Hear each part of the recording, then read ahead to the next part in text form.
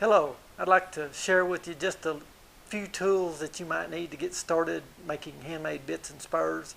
Kind of keep it simple at first, and then you can add to your tools and equipment as you go. The main thing is just get started. I've got my drill presses here in the back. I've got a 5/8 drill press back here that I use for drilling 5/8 or 1-inch holes. And then I have an 1-1/8 drill bit that I put in there to chamfer holes to get rid of the sharp edges on flat cheek bits. Then I have a small drill press back here that goes down to like a 1/16, I believe it is. It'll take a small drill bit, and I use that for bit and spur making both. I drilled holes in my shanks of spurs and actually for the hangers too. That's a keen little drill press right there. And I have some other buffers. I've got a 410B right there. That's the first buffer I actually bought. It might be just a little bit big and unnecessary. A 333 is a good one also. I've got a 114 right here that I fixed a pedestal for. I'll show you a little closer up shot of that. And a 1x42-inch belt sander is good to start with. I used one of these for a number of years before I realized that I needed to step up if I wanted to increase my production to go to a 2x72. You can make bits, spurs, buckles, conchos, and everything you need to make on one of these little 1x42s, and make enough money that you can buy the parts or either find a big what they call a belt sander grinder that will suit your needs. I couldn't find anything at the time, which I've had this quite a while now, and it's been very reliable. My brother and I put it together, and but the main thing is to get started with the 1x42, learn the feel of machinery, and then step up when you can.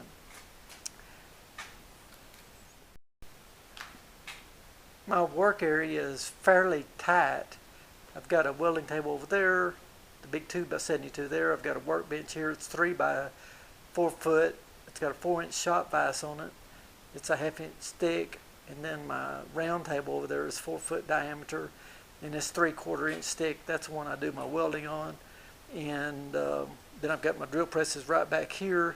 I've got a hay button 157-pound Anvil right here on the stump that actually I made two mates. A man named Sam Seagraves had 2 single spurs. They were really old, like OK spurs, and he said, "Bruce, I'll give you an anvil if you'll make me mates to these spurs." And I went out to his barn and looked at that anvil. I said, "You bet." So I swapped for this anvil, and I wouldn't take $1,000,000 for it. I've hammered out a lot of steel on it, and I just love it. I've got a Peter Wright on a different stump over here I use for hammering out one-piece spurs, and I got a big vise over there.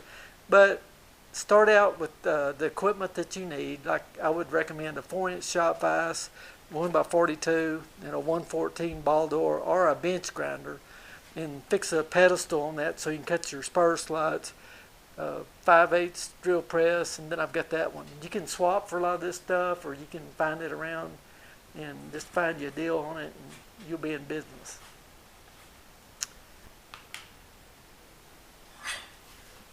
Okay, talk about my cutting torch here. This is a small Victor cutting torch.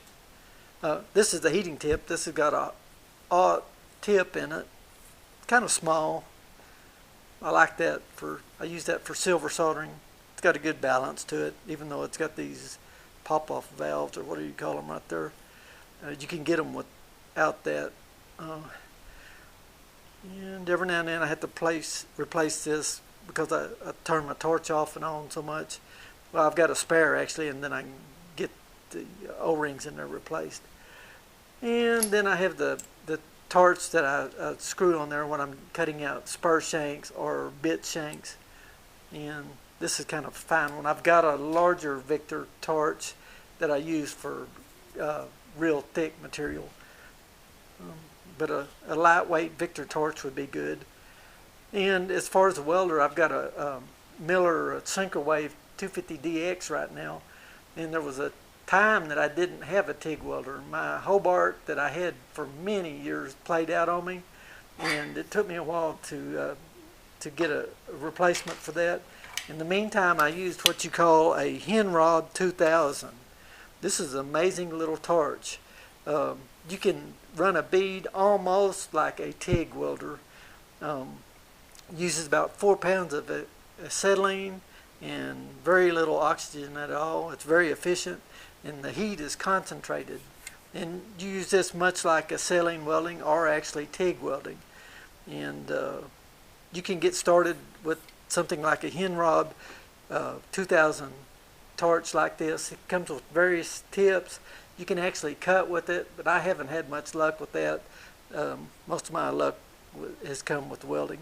And you can also weld stainless or aluminum with this. It's incredible what this will do.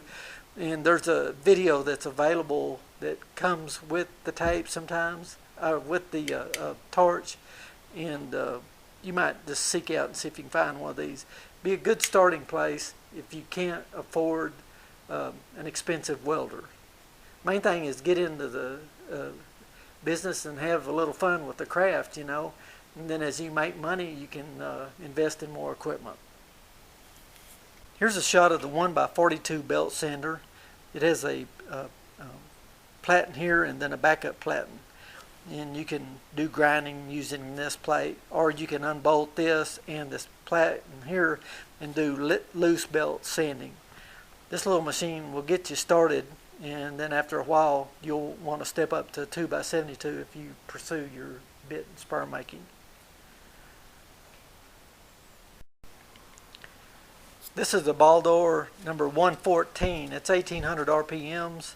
It's actually a little buffer, but I've got a cutoff wheel on here that I use, and I fixed this pedestal and it's connected to my stand. Actually, this is old car wheel down here, and then I welded this heavy duty pipe and then fixed this attachment here for grinding the slots on spur shanks, and then also cutting a round rod. That's what I use that for.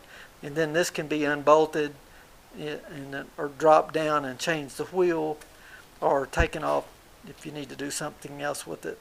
I've got a soft wire brush on one side that I use for cleaning the flux off of the mounted items that I do, as well as cleaning rings and shanks up before welding, or in between welding, like to clean the crust off. I've got a 410B in the back here. It's a big buffer. I don't use it as much as I used to, but it will take a 10-inch by 3/4 inch or 7/8 buffing wheel, and then sometimes I put a 3M wheel on the other side over there.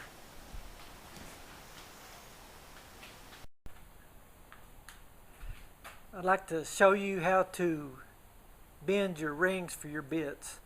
I've got two pieces of stock here. One of them is 3/16 diameter, one is 1/4 inch. I'm going to cold bend the 3/16 diameter. It's 36 inches long, as well as 1/4 inch is 36 inches long. This is welding rod that I buy at the welding supply, and this is 1-inch round stock. This is what I bend my rings around. Open the vise up a little bit, clamp the stock in there really good and firm, and now I'll find my Vise Grips. Yep, this is the right pair. I'll clamp this rod right there to start with. Put my gloves on, and I'm going to wrap this around here cold. It's a different story with the 1/4 inch. You have to apply a little heat and walk the rod around there. On this 3/16, I like to cold bend those because they slide right off the stock. On the 1/4 inch, after I heat those and bend those around, I let the material cool completely off. I usually set it on the anvil over there and just let it cool. After it's cooled, I'll spray it down with WD-40 and take a hammer. Take piece of leather on top here and just knock the stock right out of the rings there. But on this it's a little easier.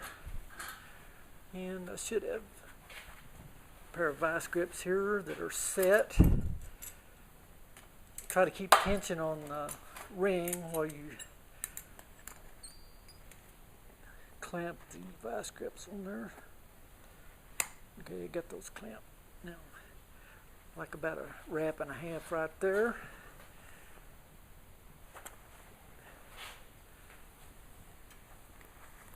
Get right to the end, give it just a little extra tug, just like that. Let go and it kind of relieves a little pressure there. See the ring slide right off. Now I've got enough rings bent there for 2 bits. That's 8 rings. And you look, you position that in the vise where you can get your 8 rings out of it if you turn it just right.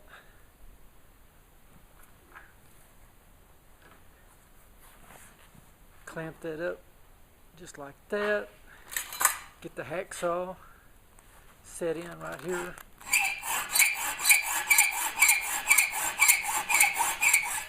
And saw all the rings right in half, and then after that I lay them on the bench or apply a little heat and tap them flat, and you'll be good to go. Just wire brush them and they'll be ready to weld onto your bit shanks.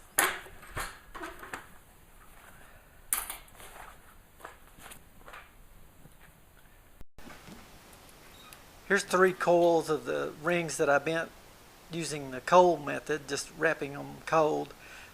Here's 1/4-inch diameter rings that I bent hot, and after they cooled off around the stock, I sprayed WD-40 on them and slid them out of the material.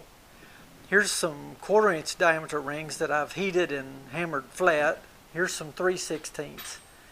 These are ready to be wire brushed now, and then they'll be ready to weld on to the bit shanks. Here's a couple teardrops that I bent using a different jig, and then they're wire brushed and prepped. So that shows you what you can do by bending the rings cold or hot and then hammering them flat.